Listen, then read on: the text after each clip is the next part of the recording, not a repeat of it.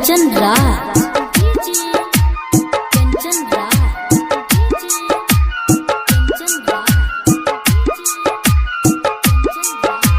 नीम चौक चौसीमा वैशाली।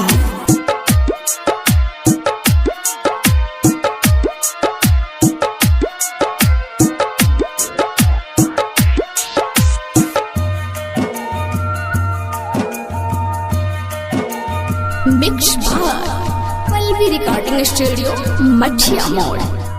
चल जाइब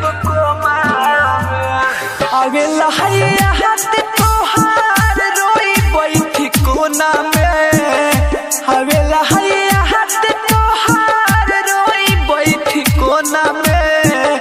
तोरा के भुलावेला पगली चल जाइब कोमा में। तोरा के भुलावेला पगली चल जाइब कोमा में। लग गइल दाग आज दिल वाला कोना में।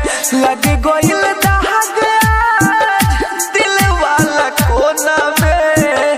तोरा के भुलावेला पगली चल जाइब कोमा में। तोरा के भुलावेला पगली चल जाइब कोमा में। चल जाइब कोमा में। Music director DJ Kanchan Raj Hajipur Vaishali. DJ Kanchan Raj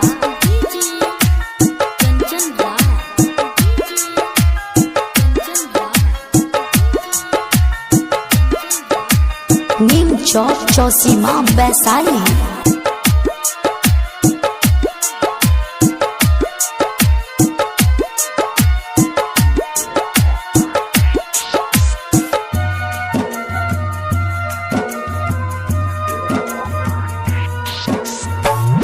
जिंदगी के हमारा जा मिला दिहल धूल में। याद नहीं कोइलू बतिया पढ़ल स्कूल में। याद नहीं कोइलू बतिया पढ़ल स्कूल में। जिंदगी के हमारा जा मिला दिहल धूल में। याद नहीं कोइलू बतिया पढ़ल स्कूल में। मिल जाई खबर तोहरा शादी के डोंगा में। मिल जाई खबर तोहरा शादी के डोंगा में। तोरा के भुलावेला पगली चल जाइब कोमा में। तोरा के भुलावेला पगली चल जाइब कोमा में। चल जाइब कोमा में। Music director DJ Kanchan Raj Hajipur Vaishali. DJ Kanchan Raj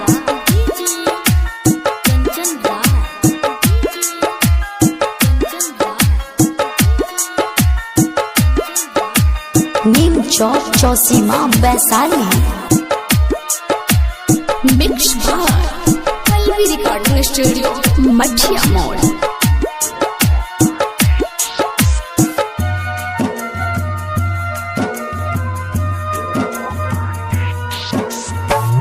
Amarjeet अकेला रोवे साझो बिहान हो।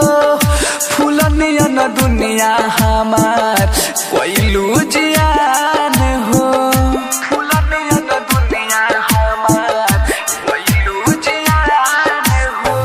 अमरजीत अकेला रोवे साझो बिहान हो।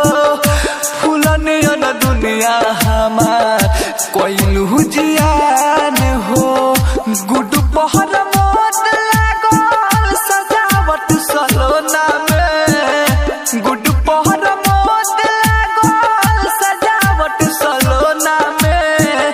तोरा के भुलावेला पगली चल जाइब कोमा में।